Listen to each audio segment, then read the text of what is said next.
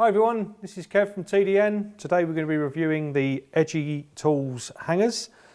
These come in two different sizes, as you can see here. We have a large and a small, depending on what type of rod you're going to be using for them. A couple of great design features on these. One is this more pointed area to get into the holes you're going to be leavering off of.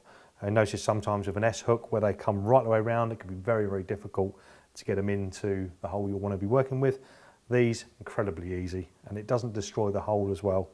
The other thing as well, when we're levering off of them, because it has this flattened edge here, we're not going to be putting little high spots inside the hole. Some of you guys that be doing bonnets and hoods, that be levering away with your tool, you can start damaging the underside of the holes. So these aren't going to do that. Another quite good unique feature is this hole down the bottom here.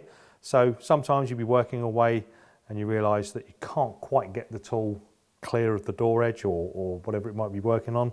So what this enables us to do is pop another one in the base of that and lever off the two. And they're not going to fall out. You can see they're quite well held together there, so they're not going to slip around and slide about at all.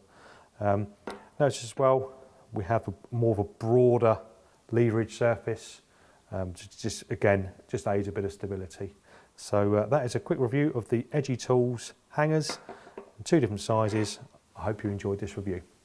For more information on this tool, please visit www.tdntools.com, or why not subscribe to our YouTube channel to see many more reviews like this of latest tools.